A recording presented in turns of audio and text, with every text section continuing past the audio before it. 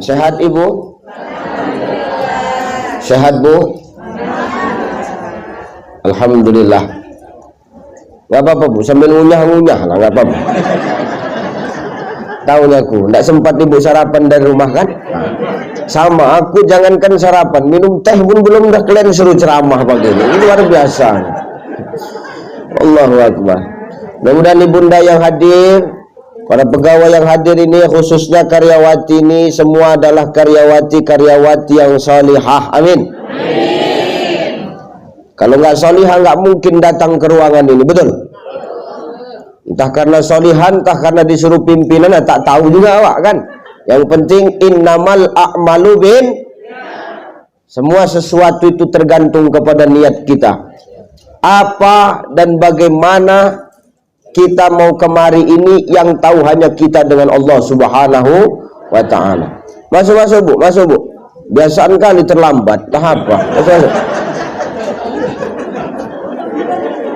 Sama aja macam ustadznya, suka kali terlambat. Duduk.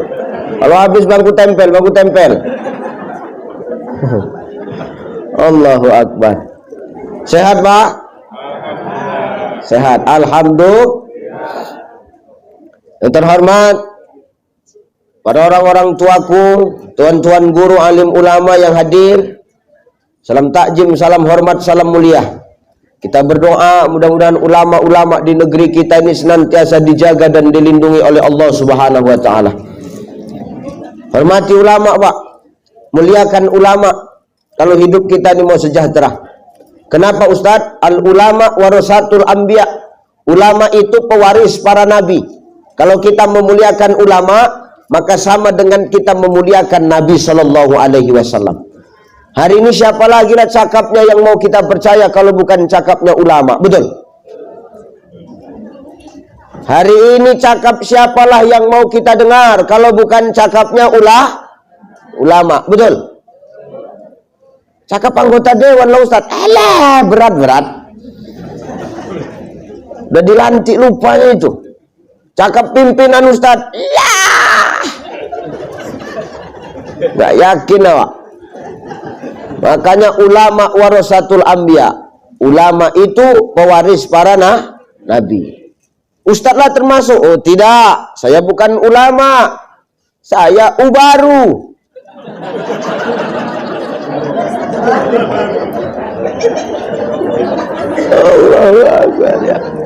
Makanya dengan memuliakan ulama, maka berkah itu akan datang untuk kita Bapak Ibu.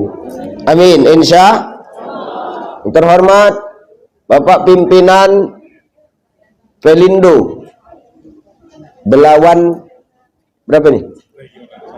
Regional 1. Bapak siapa nama Bapak? Nah, karena aku nggak tahu kan boleh bertanya kalau nggak tahu. Daripada ngasal-ngasal aja nanti salah awak, dah berdosa lagi awak. Udah berdosa, honor kena potong kan nggak enak awak. Izin Pak. Bapak siapa? Bapak Ikhwal, Masya Allah. Sebelahnya Bapak siapa Pak? Bapak Edi. Nanya kan boleh, salah pun nanya pun salah. Bapak yang dua sehat Pak? Ya Pak Joko. Joko nama Bapak?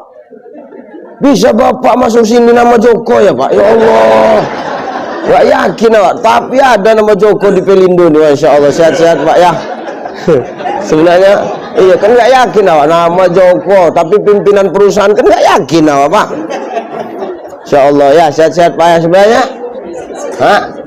Pak Samsudin, Masya Allah, sehat-sehat Pak ya, kalem diam aja. Kalau ini udah tahu Pak Helmi, beliau selalu telepon saya, rajin telepon, tapi baru ini ngundang, tipis juga. Iya. Rajin telepon, ngechat rajin, komunikasi rajin, tapi ngundang baru tipis juga pergaulannya. Allahu Akbar. Ini sudah macam abang saya Pak, luar biasa komunikasi kami rutin. Tapi ku tunggu-tunggu juga kemarin tahun baru Muharram, kok nggak nelpon Pelindo kita. Pelepasan jemaah haji biasa ditelepon, kok enggak? Aku gitu juga aku kemarin kan. Tapi enggak apa-apa, kita berdoa semoga karyawan-karyawan di Pelindo ini semua sehat. Amin. Sebelahnya Bapak Pak Zulfan, Pak Yudi. Coba baguskan kaki Bapak sih.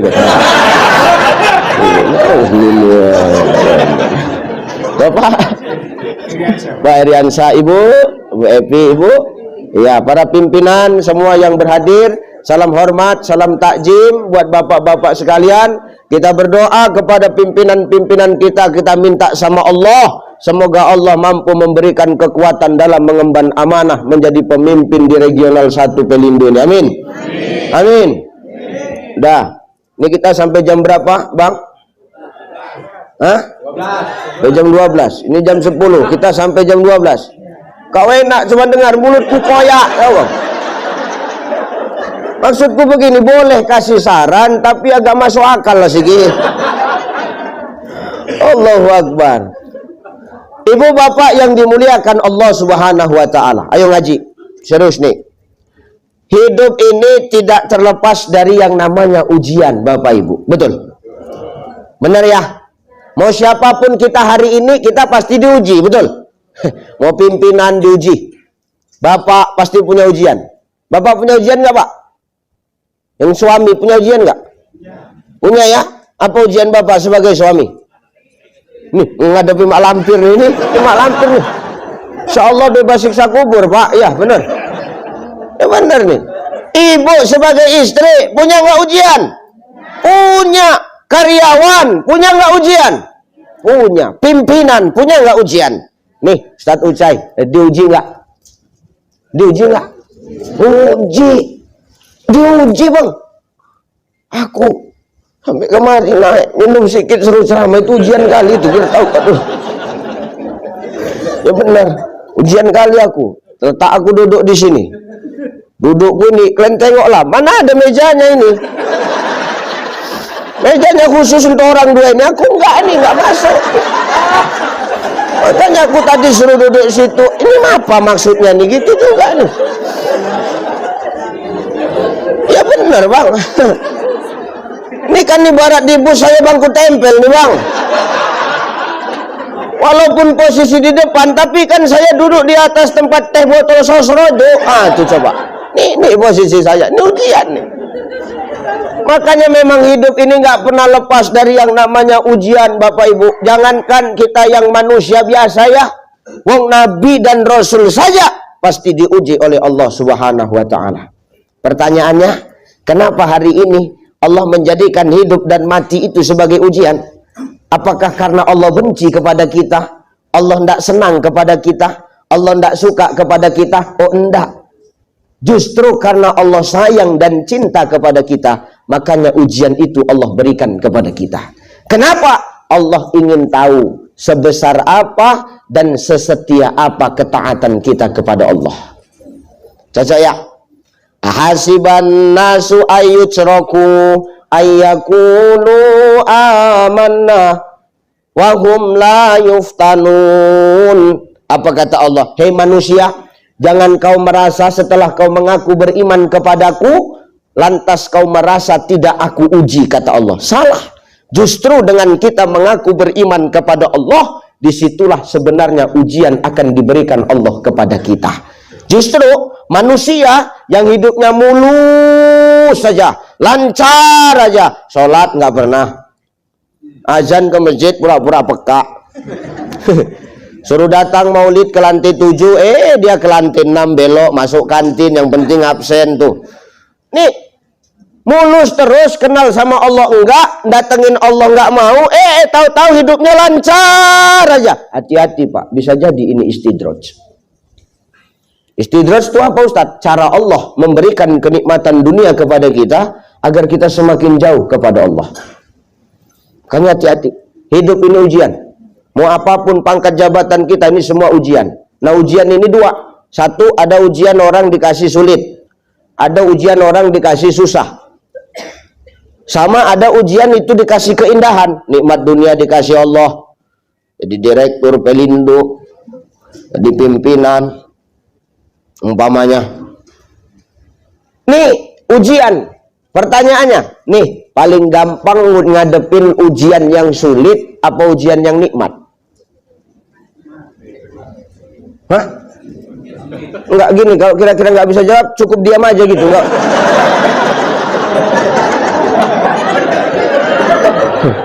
Maksudku daripada jawab asal-asalan nikmat, sulit, nikmat. Bagus diam gitu. Pas Ustaz gitu. Ya. Lebih mudah mana menghadapi ujian yang benar-benar sulit apa yang nikmat, Pak? Ya gitu kan. Ibu ini kan paten pasrah. Pas gitu kan. Ternyata dalam hidup ini Bapak Ibu lebih sulit menghadapi ujian kenikmatan dibandingkan yang sulit. Ya benar ya. Kalau orang dikasih susah, jelas ujiannya Bang. Orang dikasih sulit, nampak ujiannya. Orang dikasih sedih, kelihatan ujiannya. Tapi ujian kenikmatan dunia, ini yang kadang kita sulit untuk menghadapinya. Benar ya? Orang dihantam puting beliung, pegangan sama pohon, asalkan gak lepas pegangannya, selamat dia Bang. Orang dihantam badai topan, asalkan dia peluk pohon yang kuat, asalkan gak lepas pegangan dia, selamat. Tapi kadang di situ ada angin sepoi-sepoi yang datang, itu yang kadang-kadang membuat kita menjadi hening, terlena, dan terjatuh dari pohon, Pak. Makanya tanya sama monyet, monyet tuh paling takut sama angin sepoi-sepoi, Pak. Kalau angin tornado, monyet tuh diam aja, dia pegangan gitu. Tapi kalau angin sepoi-sepoi, monyet tuh pasti turun dari pohon. Kenapa? Dibuatnya ngantuk, terlena, jatuh. Ini kan bukan monyet, ini contoh ini Pak.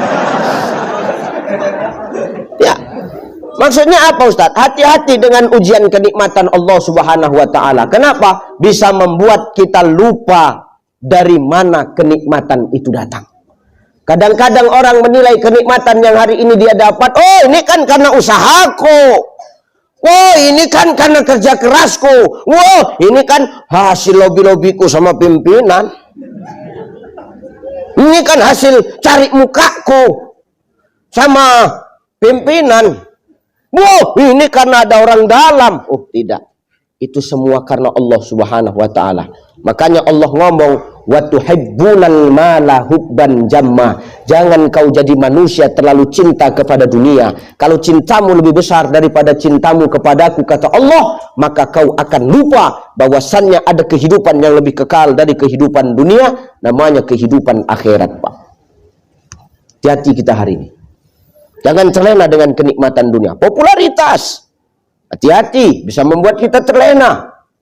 Ya benar Bang. Hari ini siapa yang nggak kenal Lucai? Umpama. Tapi lantas apakah membuat kita melangit? Oh enggak, saya enggak melangit, biasa aja. Kenapa? Saya dilahirkan dari jemaah, saya harus kembali kepada jemaah. Kalau saya melangit, takkan mungkin aku mau duduk di bangku tempel tuh, harus VIP.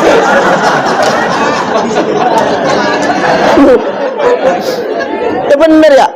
Hari ini apa rupanya yang perlu kita sombongkan? Min sulalatim min tin. Manusia berasal dari saripati tanah. Ini apa nih? Hah? Belum? Udah terlambat dah, kenapa nggak dari tadi? Orang udah bercakap baru kasih teh manis. Ini teh aja nih, kuahnya nggak ada.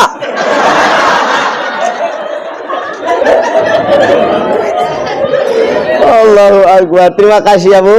Masya Allah, terima kasih Pak. Udah nggak usah repot-repot, kuenya nggak usah. Kalau bisa sekalian sama buah. Ya, orang dikasih kesulitan hidup nampak jelas ujiannya, tapi dikasih kenikmatan hidup kadang lalai Bang.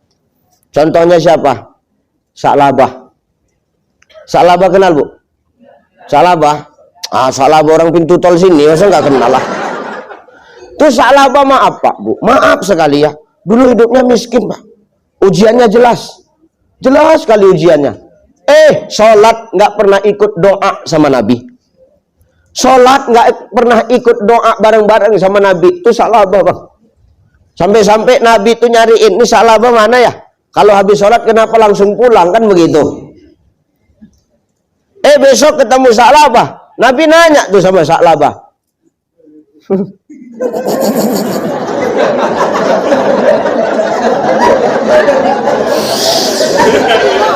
Betulan ya Bu. Oh, ya Insya Allah. Nah, terima kasih Bu ya. Insya Allah. Gua nggak usah lah, repot belanja lagi nanti payah. Ini teh, ini air putih, ini kue, ini tinggal nambah kopi, macam sesajen nih kan. Iya, macam sesajen.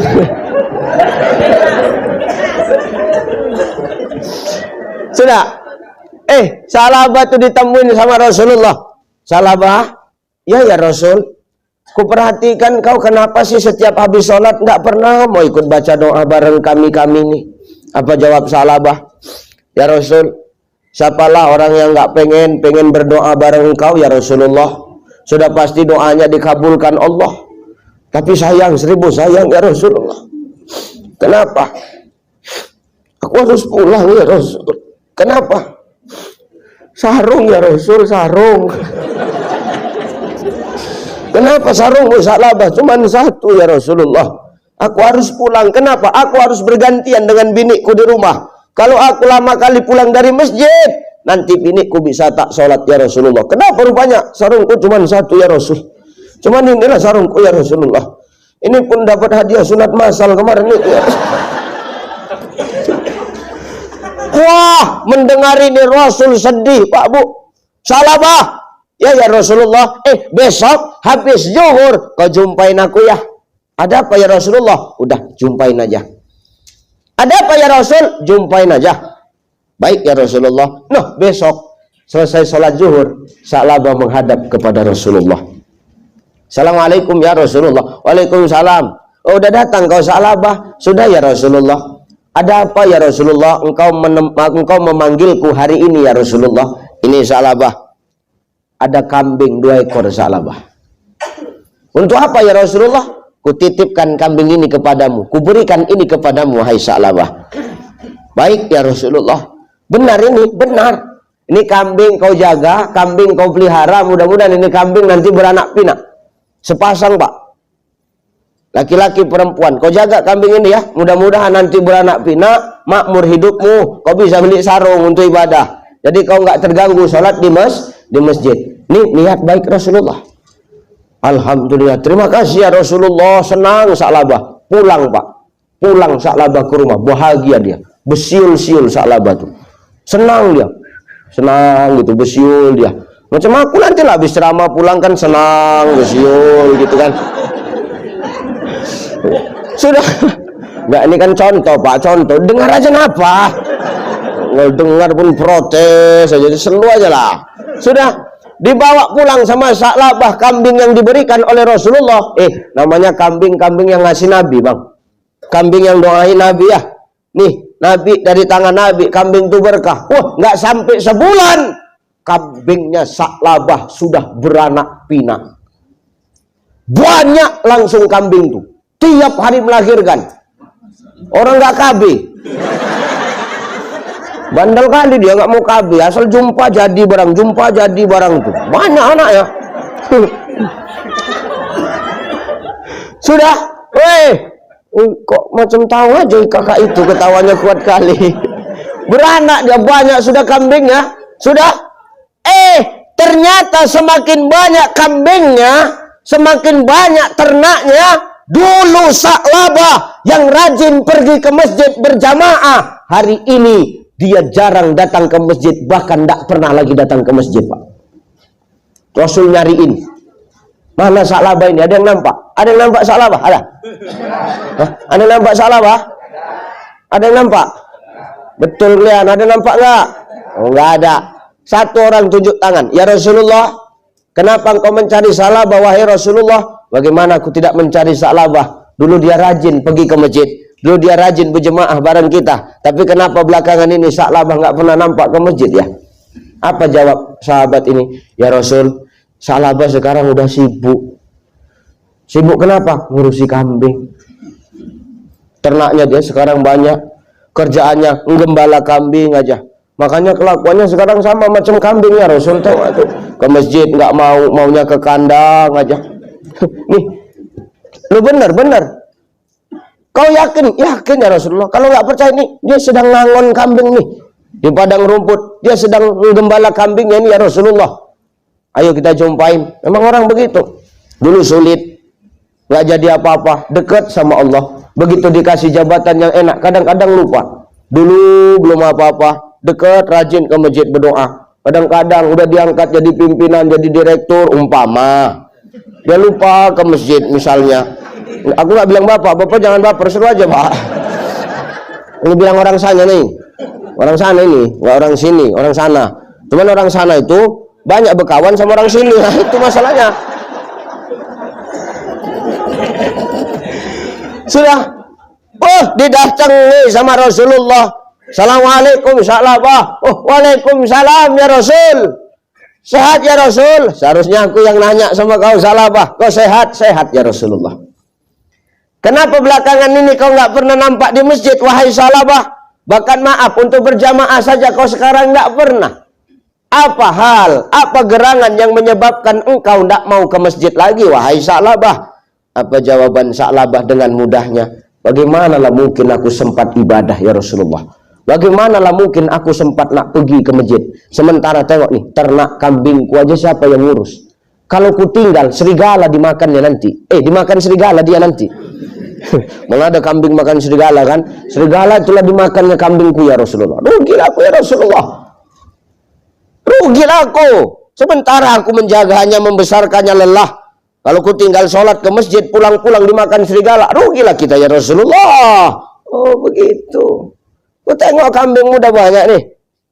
Iya ya Rasul, ya sudah bisalah wajib kurban tahun ini.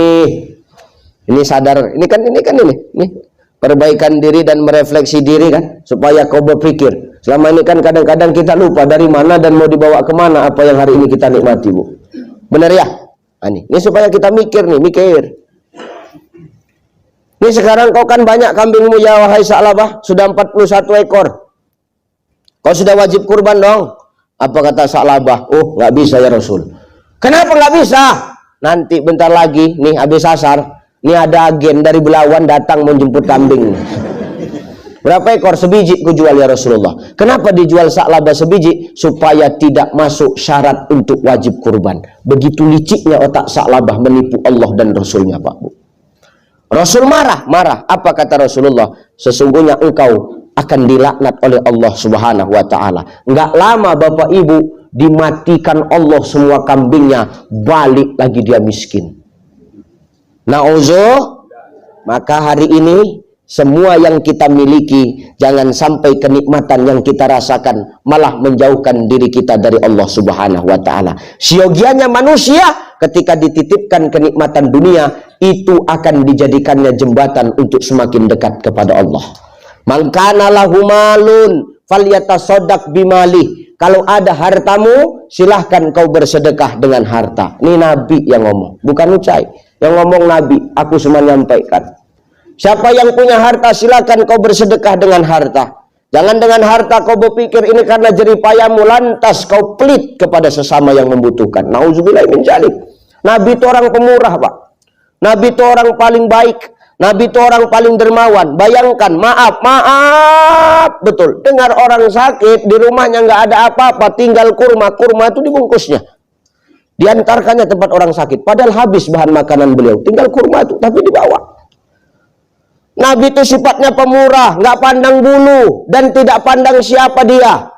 Asalkan membutuhkan, pasti dibantu oleh Rasulullah. Tuh, Nabi punya kebiasaan. Kalau Nabi itu datang ke pajak tahu kan? Pasar, pajak, ada kakek-kakek, itu buta orangnya. Buta kakek tuh. Dia duduk di sudut pajak tuh. Butan. Sambil dimaki-makinya Muhammad tuh. Hati-hati sama Muhammad. Hati-hati sama Muhammad. Muhammad tuh penyihir. Muhammad tuh tukang fitnah. Muhammad itu pembohong, pendusta. Jangan mau dekat-dekat Muhammad. Dia tak tahu. Kalau yang dia ceritakan itu ada di depan dia. Disenggolnya kakek tua tuh. Kek, udah makan kau kek? Belum. Siapa kau? Aku anak muda, tak perlu kau tahu namaku. Mau kakek makan? Mau. Diambilnya roti sama Rasul, Pak. Dilumatkannya di mulut Nabi. Dimasukkannya ke mulut kakek itu. Supaya apa? Nggak ngunyah lagi kakek itu, tinggal nelan aja. Buat gitu Pak Direktur, nanti ke pajak kan.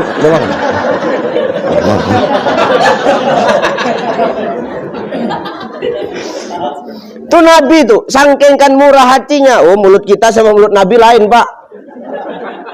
Mulut kita kalau keluar caci maki, Nabi kalau keluar beludah aja, huruf hijaiyah yang keluar, Bang. Saking kan luar biasanya Rasulullah tuh, lisannya penuh dengan nasihat dan petua-petua. Tidak ada selain kebaikan yang keluar dari lisan Rasulullah SAW. Jadi kalau dia melumatkan itu, jadi berkah buat orang. Orang kalau makan dari mulut Nabi itu lembut hatinya. Makanya bekas minum Nabi itu pasti berebut itu orang untuk meminumnya. Kenapa? Barokah, kebaikan di dalamnya. Coba Pak, bekas minum Bapak ada yang pernah berebut? Mana ada? Ternyata Nabi itu orang yang paling mulia, berebut orang. Dah dilumatkannya. Oh, baik kali kau ya jadi anak muda, kata orang buta ini. Kau hati-hati ya, jangan sampai kau ketemu sama Muhammad itu.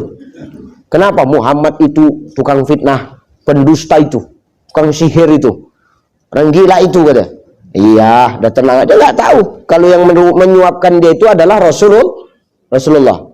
Pertanyaanku, kalau Bapak di posisi Rasulullah, apa yang Bapak lakukan sama orang tua nih? Kalau aku kupijak batang lehernya, sumpah kan.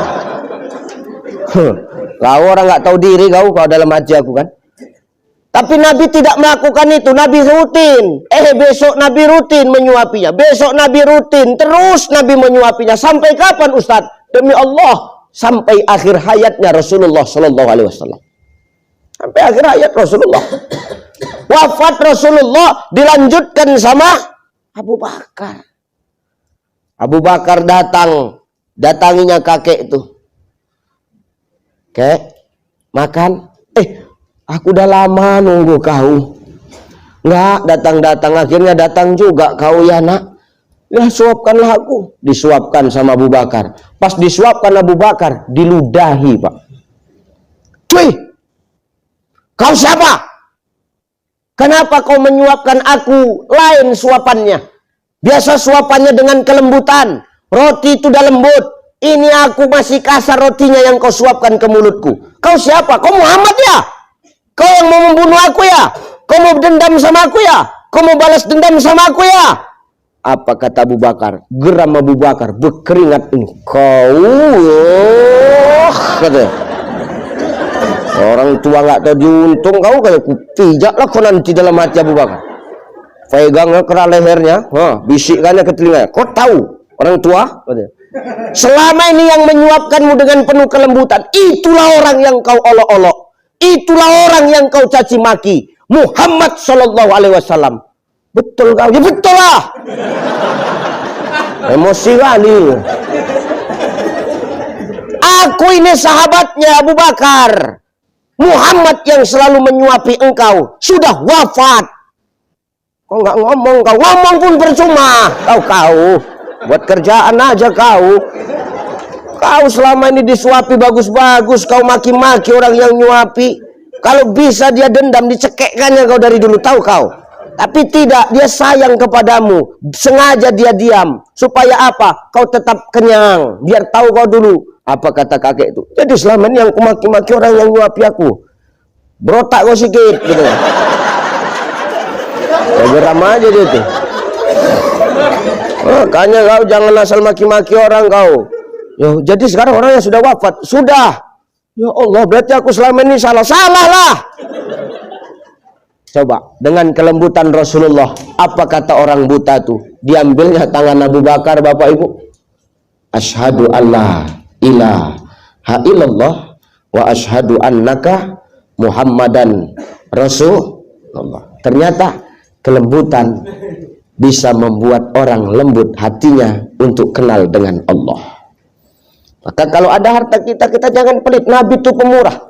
Dia selalu memberikan yang terbaik untuk orang lain. Apalagi orang-orang yang susah. Jangan menganggap harta yang kita miliki itu punya kita, Bapak Ibu. Jangan sepele kita. Oh, ini kan jerih payahku. Oh, jangan. 2.000 sekalipun yang kau berikan. Tapi kalau ikhlas, ini menjadi penolongmu, Pak Bu. Dan sedekah itu tidak mesti banyak. Biar sedikit tapi rutin, biar 2.000 tapi tiap hari. Buat apa sekali sedekah 100.000 tapi 5 tahun sekali? Itu bukan sedekah, serangan fajar. Ya, bedain sedekah, bedain serangan fajar. Ini bentar lagi datang nih serangan fajar nih. Ini kan udah musim mulai kan? Ini hati-hati kita. Tuh, sedekah kita. Kalau ada harta kita, jangan kita tumpuk-tumpuk, Bu. Yang kau pakai emas cincinmu itu, kalau kau nggak pernah belanjakan di jalan Allah, nggak akan kau bawa untuk menolongmu nanti di hadapan Allah. 10 jari pun jarimu kau pakai cincin, sehingga jarimu kaku, tanganmu tak bergerak. Jalan pun begini, Bu. Tuh, mau kemana, Bu? Pengajian. Di mana? Lantai 7. Pertanyaanku, ketika kau wafat, kau bawa nggak cincin tuh, Bu? Untuk siapa? Nggak ada cerita untuk anak, untuk jantan kau, untuk laki kau, biar tahu kau dulu, Bu. Tapi kan laki itu menangis, Ustadz, nangis, dia itu nangis bohong, pencitraan. Menangis suami itu. Cepat kali kau meninggal, Mama.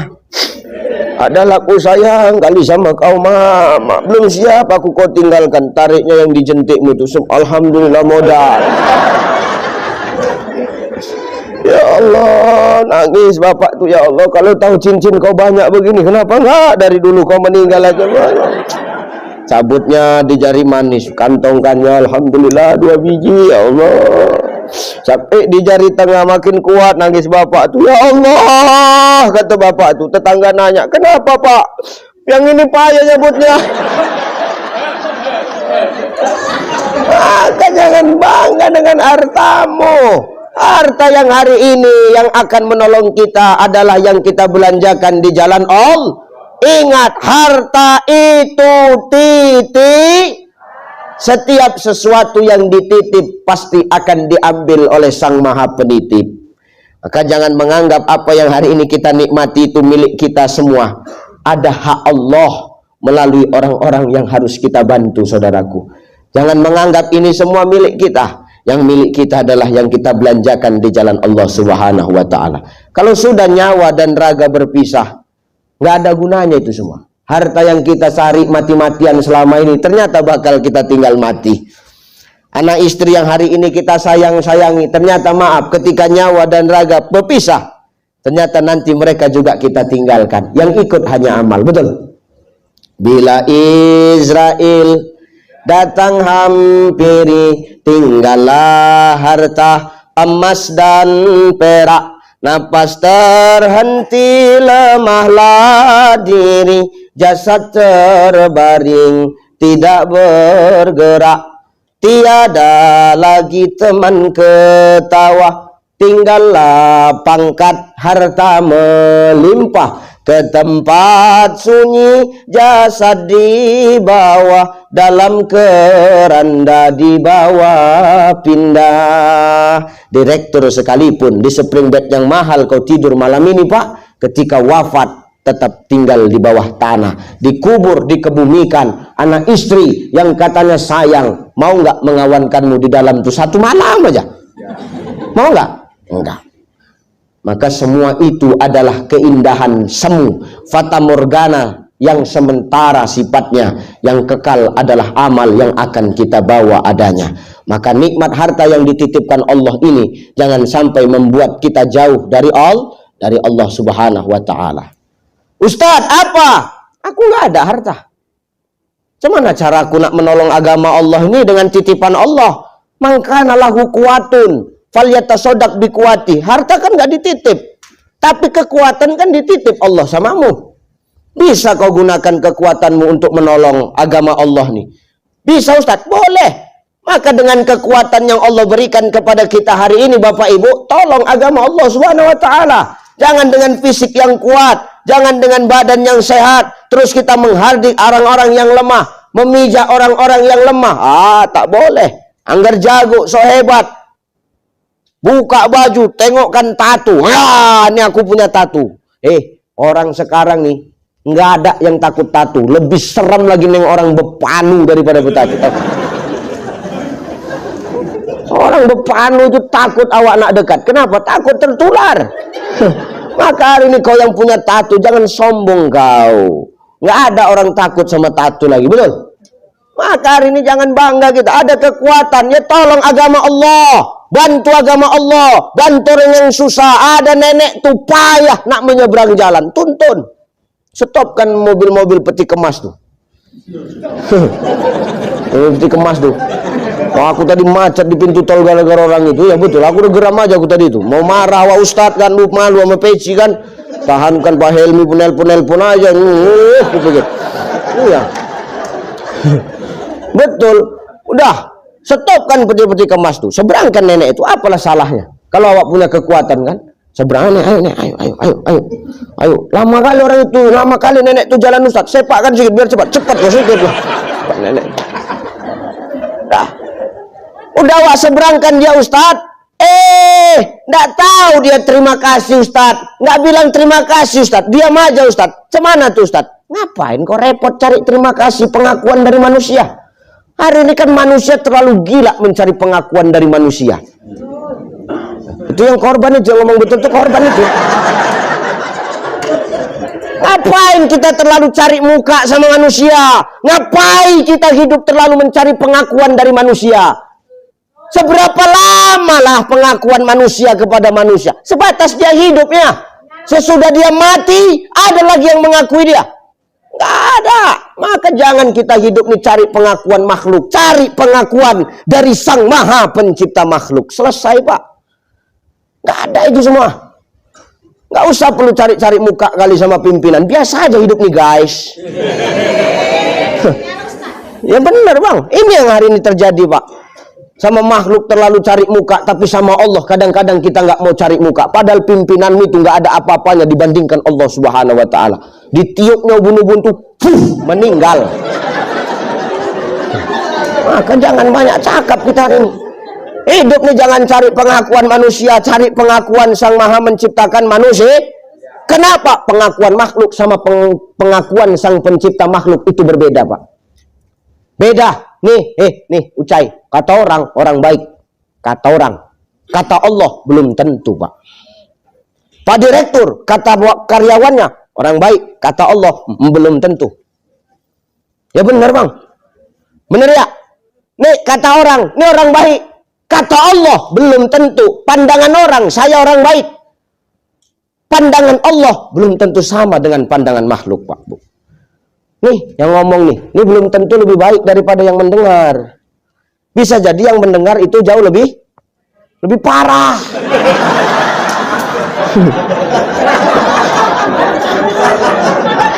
Enak kali kau, aku yang bercakap, aku yang rugi. Siapa kali kau rupanya?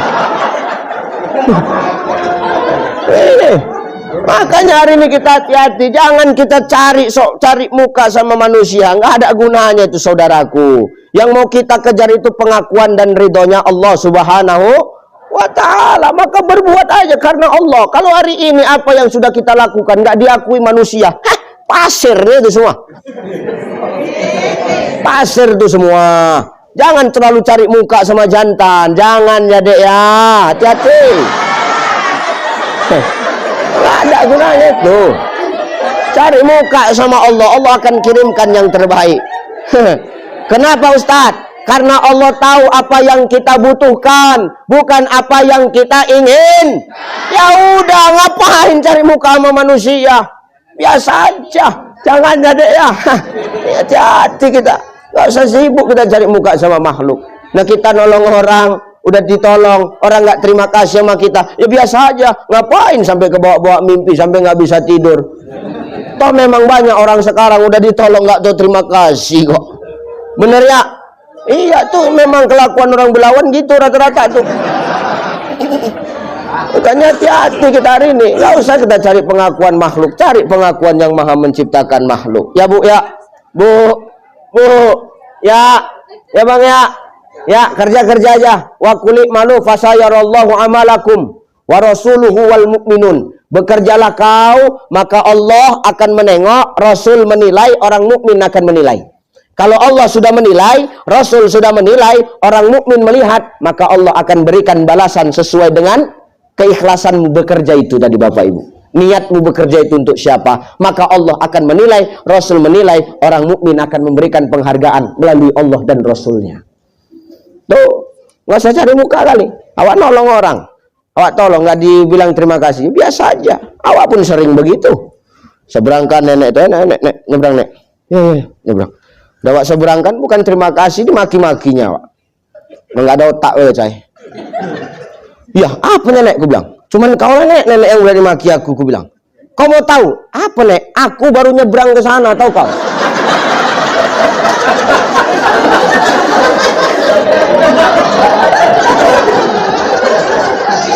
Baru sampai aku ke sana udah kau bawa balik lagi aku kemari kata.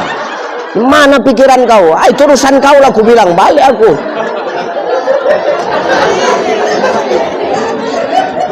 Rupanya nenek itu baru nyebrang, datang awak balikkan lagi kemari. Cocok marah nenek tua, pikirkan.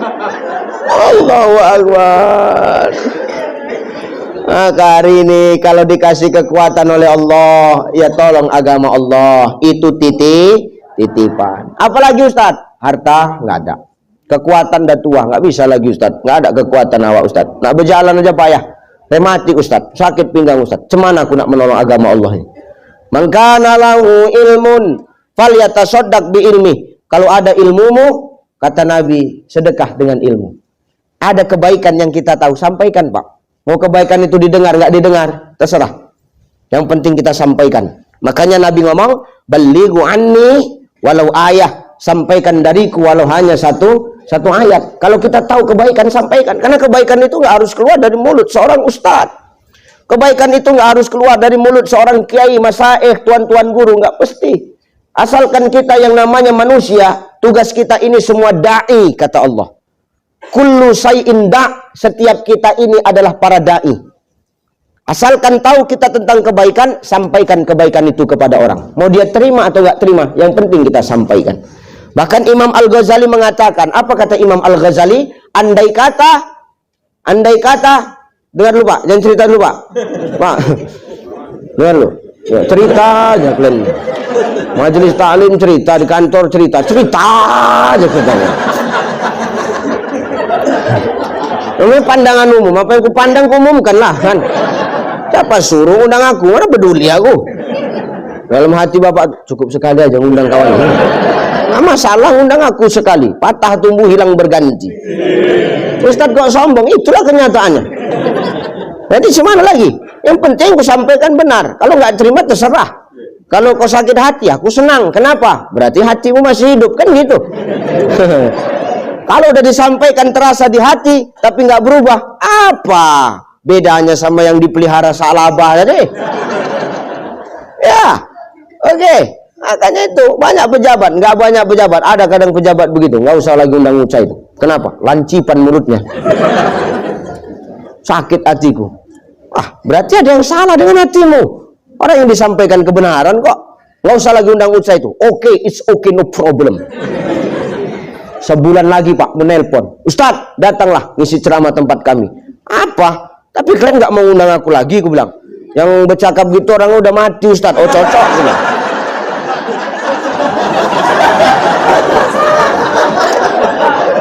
Makanya jangan kau zolim sama Ustadz, cepat mati kau nanti. Iya, cepat mati. Zolim itu bukan berarti begitu aja. Ngasih kursi Ustadz nggak ada mejanya, itu pun zolim juga itu Pak.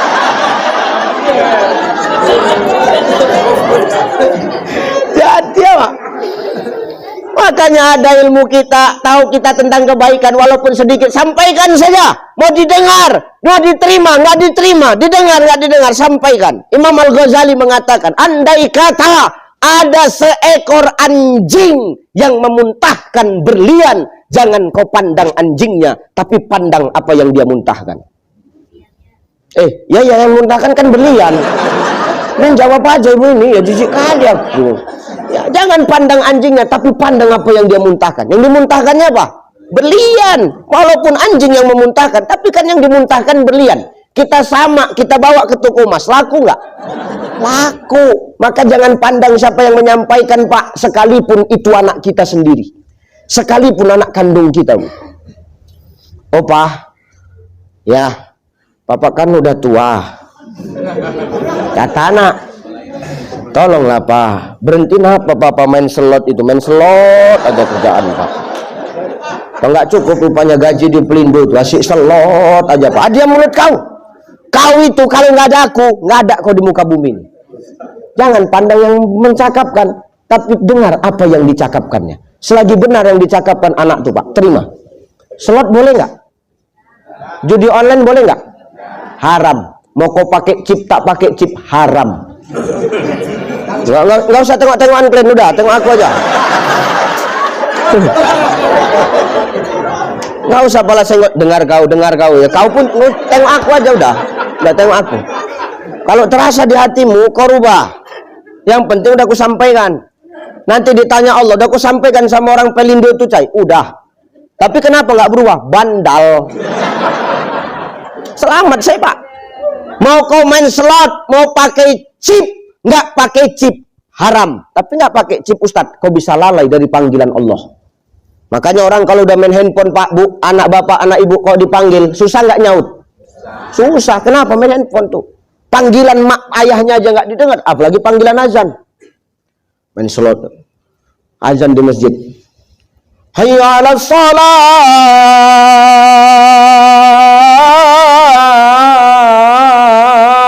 Big Queen.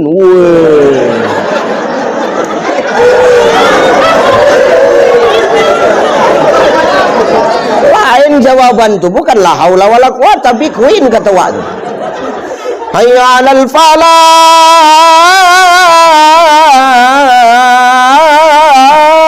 Super Win. Tuh coba itu. Lupa dia panggilan azan itu. Hati-hati kita, jangan sampai maaf karena judi online, mau pakai chip nggak pakai chip kita lalai dari panggilan Allah. Apalagi kalau kau pakai chip, pakai dana, tapi menang Ustadz, jackpot kau menang, kau kasih makan anak binikmu, demi Allah tidak akan pernah menjadi darah daging dan kebaikan bagi mereka.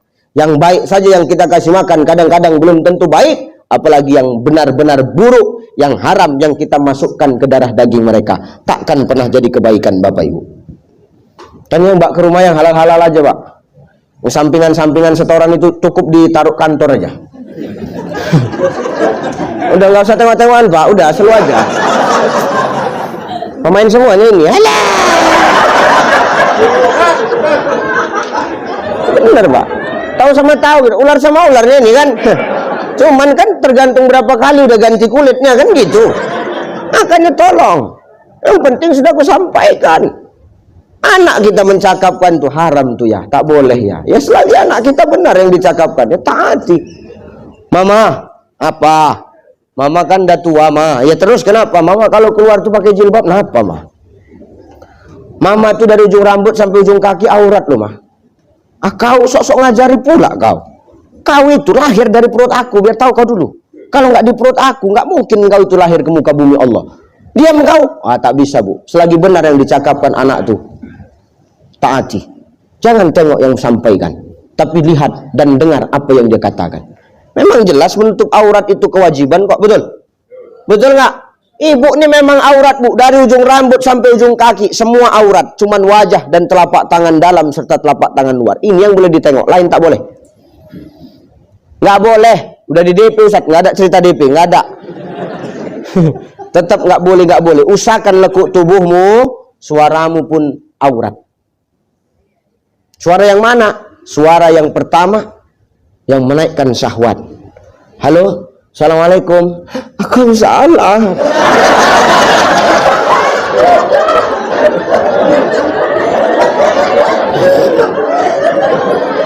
Udah makan deh, suapi.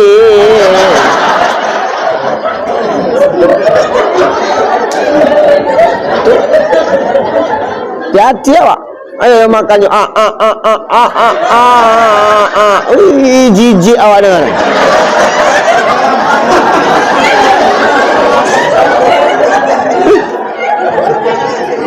Udah sholat adek, abang lah imamnya. Muntah. Maka suara itu aurat. Dengar suara yang begitu, hati-hati Bunda. Banyak para istri sekarang Pak, dia lembut bercakap sama laki orang, tapi kasar sama laki sendiri. Betul nggak? Ustadz kenapa tahu? Aku korban.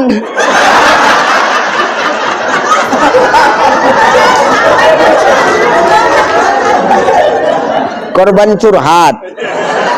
Kalau bini gue lembut, Sayang biniku, apalagi aku mulai Januari sampai akhir Desember penuh jadwal, makin sayang dia aku tengok. Hati-hati kita hari ini, ya Bu ya. Jelas, kalau yang benar yang dikatakan anak, terima, walaupun itu anak kita. Suaramu aurat, suara yang menaikkan syahwat. Yang kedua, suara yang mana Ustaz? Suara yang mengajak kepada kemaksiatan. Bersuara ibu, tapi kemaksiatan ada di dalamnya. Contoh, nyanyi. Seperti mati lampu, ya sayang, seperti mati lampu. Macam King Nasar. Gara-gara ibu nyanyi, orang banyak berjoget, bergoyang, minum minuman keras, dosa. Itu suara aurat. Tapi kalau sholawat pula, mana mungkin lah. Sholawat itu kan kebaikan. Ya, makanya selagi yang nggak baik, suara itu jadi aurat. Apalagi perempuan, hati-hati kita punya. Maka hari ini, kalau ada ilmu kita sampaikan, walaupun sedikit. Karena kebaikan itu nggak harus keluar dari mulut seorang ustadz, seorang da'i, seorang masaih, seorang ulama. Kita ini semua adalah da'i. Selagi tahu kita tentang kebaikan, sampaikan itu Bapak Ibu. Makanya nggak ada harta, kekuatan. Nggak ada kekuatan, ilmu. Nggak ada ilmu, falyakul khairan aw liyasmut. Lebih bagus kita diam daripada kita bercakap tapi banyak mudarat yang kita keluarkan. Maka hari ini, hidup ini adalah ujian bagi kita. Kalau ujian itu sudah selesai, pasti akan ada reward.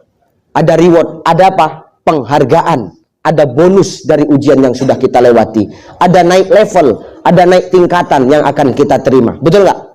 Betul ya? Maka hari ini ketika kita berhasil melewati ujian kenikmatan yang hanya bersifat semu dan fata morgana yang Allah berikan kepada kita, namun tidak menjauhkan diri kita kepada Allah, disitulah makna la in sakartum la azidannakum wa la in kafartum inna azabila syadid akan benar-benar kita rasakan, Pak. Ternyata tidak semua syukur itu menambah kenikmatan. Hari ini banyak orang yang bersyukur, tapi nikmatnya tak ditambah-tambah Allah. Begitu aja.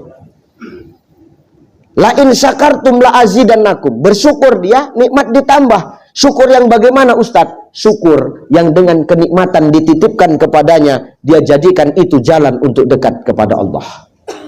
Ya Bu ya? Bu, ya. Nih, buat jalan kepada Allah. Contoh. Dulu Pak Direktur nggak punya apa-apa, umpama ke masjid rajin Pak, padahal kendaraan nggak ada, kereta nggak ada, mobil nggak ada, mau numpang sama orang nggak percaya, pikirnya begal aja kan. Jadi cemana? Jalan kaki ke masjid tiap hari, jalan kaki 5 waktu nggak pernah tinggal. Subuh ke masjid, zuhur ke masjid, asar ke masjid, maghrib ke masjid, isya ke masjid. Tidak pernah tinggal 5 waktu. Walaupun jalan kaki. Pertanyaan saya, kira-kira itu Pak Direktur setiap hari jalan kaki ke masjid, nggak ada kendaraannya. Pertanyaan saya, itu Allah kira-kira nengok nggak? Allah nilai nggak tuh? Nilai. Allah nengok, Allah nilai. Allah perhatikan nggak tuh? Perhatikan, kalau Allah sudah menilai, Allah sudah memperhatikan, dan Allah sudah melihat, pasti Allah akan panggil malaikatnya. Mikail, kemari dulu. Kan pengatur rezeki. Nih, hambaku nih. Kendaraannya nggak ada, jalan kaki kemana-mana. Tapi rajin dia datang ke rumahku, rajin dia berjemaah ke masjid. Tolonglah atur rezekinya, supaya dia mudah ke masjid, mampukan dia beli kereta. Nih Pak, dimampukan Allah beli kereta. Wah, dikasih Allah kereta, bukan semakin malas ke masjid, makin rajin Bang. Kenapa? Syukurnya digunakan kepada Allah juga. Kendaraan yang dititipkan digunakan untuk Allah, makin rajin ke masjid. Salat maghrib, zuhur udah pergi Bang, bayangkan. Ya benar tuh, sangkingkan syukurnya tuh. Wah, Allah nengok nggak?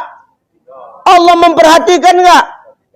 Allah nengok, Allah memperhatikan, Allah menilai. Dipanggilnya kembali Mikail. Mikail, nih makin dikasih kereta makin rajin. Nih, mampukan beli mobil.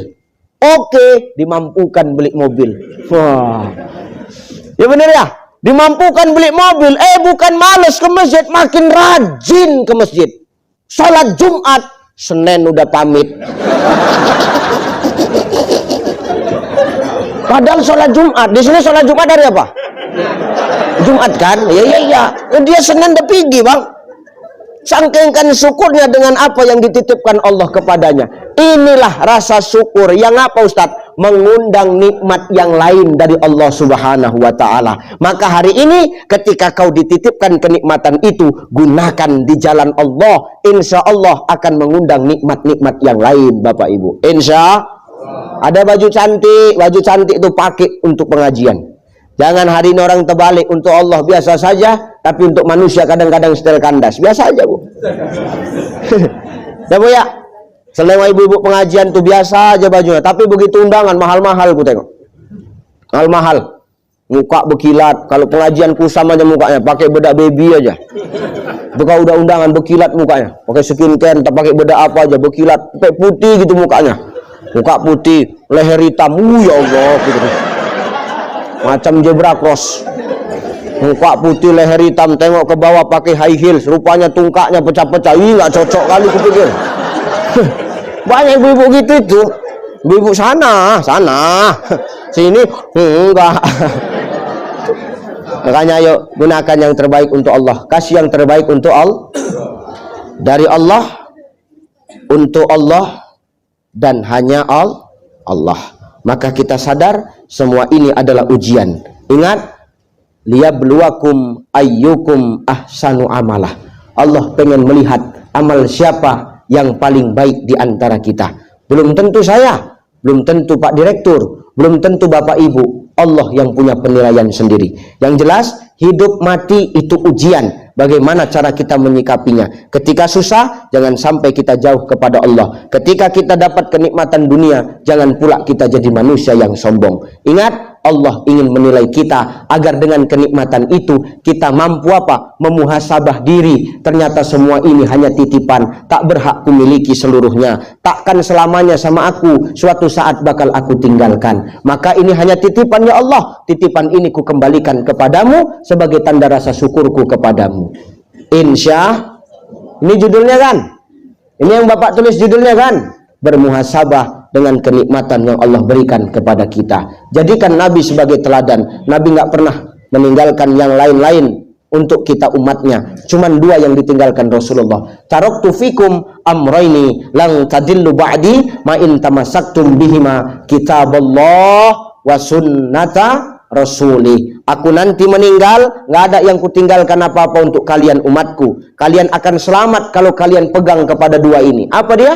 Kitabullah wa sunnata rasuli. Bukan harta yang Nabi tinggalkan, bukan perusahaan yang Nabi tinggalkan, tapi yang Nabi tinggalkan adalah kitabullah wa sunnata rasuli. Dua wasiat yang lebih nikmat, yang lebih berharga daripada harta dan lain sebagainya. Insya Allah kalau kita berpegang kepada duanya, selamat kita dunia, selamat kita akhirat. Amin. Allahumma. Satu, dunia ini adalah ujian. Sikapi dengan bijak, jangan sampai kita salah mensikapi, lantas kita membuat lalai dari Allah Subhanahu wa Ta'ala. Kedua, bagaimana Ustadz supaya diri kita menjadi baik Ustadz? Yang kedua, kita tiru sifat Nabi Sallallahu Alaihi Wasallam. Sifat Nabi itu jujur. Maka hari ini sebagai makhluk Allah jujur kita. Kenapa harus jujur Ustadz? Karena umur 7 tahun Nabi sudah dapat gelar Al-Amin, Bapak Ibu. Al-Amin itu apa? Orang yang dapat dipercaya. Kalau orang sudah bisa dipercaya, berarti bisa dipegang omongannya. Maka Nabi Shallallahu Alaihi Wasallam itu adalah orang yang jujur, orang yang al-amin, Bapak Ibu. Demi Allah, tidak akan Islam tersebar di 2/3 belahan dunia kalau yang bawa bukan orang yang nggak jujur, Pak. 2/3 belahan dunia ini Islam. Takkan mungkin Islam tersebar sebegini luas kalau yang bawa bukan orang yang jujur. Bahkan ada seorang komunis namanya Michael Hart. Kenal Michael Hart? Michael Hart, ala dulu tinggal di Tembung Pasar 5. Tuh Michael Hart, Bu, itu seorang komunis. Dia nulis buku judulnya The 100 Ranking of Most Influencing Person in History. 3 tahun 3 bulan aku ngapal itu, biar tahu kau dulu. Itu masih judul aja itu, Pak. 100 tokoh terhebat di dunia yang mampu merubah peradaban manusia. Michael Hart yang seorang komunis meletakkan baginda Nabi Shallallahu Alaihi Wasallam di tingkat nomor 1. Padahal dia komunis. Kenapa? Karena kejujuran baginda Rasulullah Sallallahu Alaihi Wasallam. Maka orang yang jujur hari ini, dia adalah orang yang tenang. Orang yang jujur itu adalah orang yang damai hatinya. Kenapa orang yang jujur itu tenang? Kenapa orang yang jujur itu damai hidupnya? Karena tidak ada yang dia tutup-tutupi dalam hidupnya. Hari ini kita gelisahkan karena ada yang kita tutupi. Ya enggak? Karena ada titipan-titipan yang harus kita perjuangkan. Kenapa harus kita perjuangkan? Ada kartu kita sama dia. Ya Pak ya? Nah ini. Makanya jujur itu artinya merdeka. Merdeka itu artinya bebas. Jadi jujur itu artinya bebas, merdeka. Jadi orang yang jujur adalah orang yang merdeka sebenarnya. Maka hari ini Bapak Ibu, terlalu bohong kita kalau kita ngomongin merdeka tapi masih banyak kebohongan di dalamnya Bapak Ibu. Nggak usah tengok-tengok Anda, rasakan aja. Kita berbicara fakta guys. Benar nggak? Maka jujur kita hari ini. Kalau sudah jujur kepada Allah, maka akan lahir sifat ihsan. Ma huwal ihsan? Al ihsanu an ta'budallah fa illam takun tarahu fa innahu yaraka. Ihsan itu adalah ketika kau beribadah kepada Allah, seakan-akan kau melihat Allah. Tapi kalau tak nampakmu Allah tuh, kau yakin Allah melihat engkau. Kalau sudah kita yakin Allah melihat kita, bakal macam-macam nggak kita Bu? Bakal macam-macam tidak kita Pak? Tidak. Pengawasan langsung dari Allah. Hati-hati dah. Menambah 01 pun bingung Pak.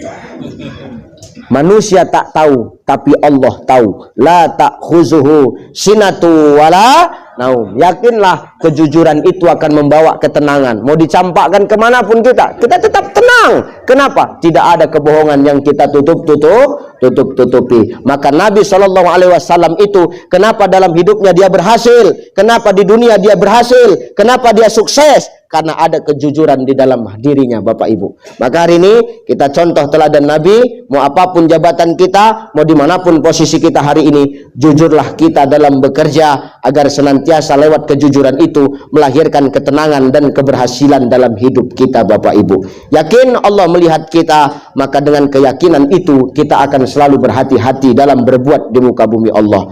Al-yauma nahtimu ala afwahihim wa tukallimuna aydihim wa tashhadu arjuluhum bima kanu yaksibun.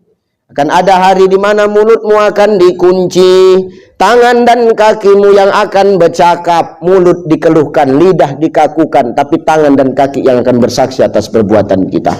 Maka hari ini saudaraku, jujur itu berat, tapi pelan-pelan kita berproses menuju kepada kejujuran, agar apa? Indonesia, negeri kita, hidup kita, masyarakat adil makmur dengan kejujuran tersebut saudaraku. Mudah-mudahan yang kusampaikan yang dua ini jadi nasihat buat kita semua dan nasihat buat saya yang menyampaikan Bapak Ibu ya. Insya Allah jadi barokah, amin.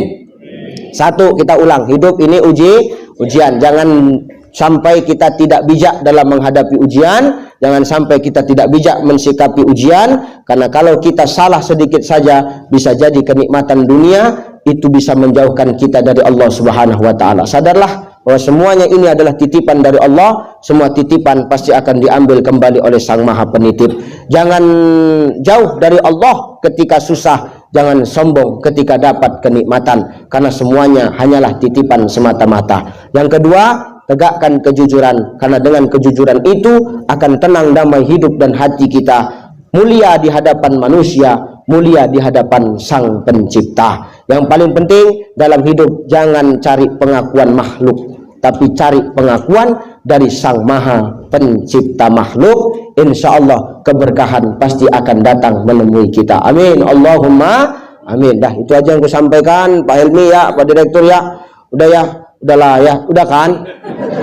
Tolonglah, udah ya. Iya, udahlah Bu. Udahlah, aku jijik kali nih orang ini ya, betul. Udah ya, udah.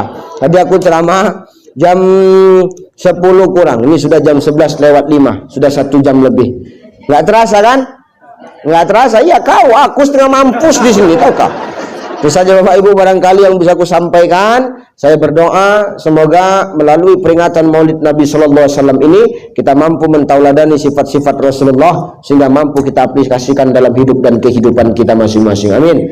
Saya pamit undur diri. Saya doakan Bapak Ibu semua. Saya doakan Bapak Ibu semua yang saya tinggalkan tetap dalam keadaan sehat walafiat. tetap sukses dalam bekerja, sukses dalam mengemban amanah, tetap sukses dalam memberikan manfaat dan kebaikan bagi masyarakat. Amin. Saya doakan agar tetap istiqomah di jalan Allah dan tetap istiqomah dalam iman dan takwa. Saya yang mungkin nanti langsung balik apa kemana Pak? Enggak. Oh, Jumat khatib. Ya, saya nanti khatib lagi, minta sama Pak Helmi. Banyak kali permintaannya, tapi apa-apa lah. Ya kita turuti aja. Kita kan nggak tahu mana tuh permintaan terakhir kan nggak tahu kita.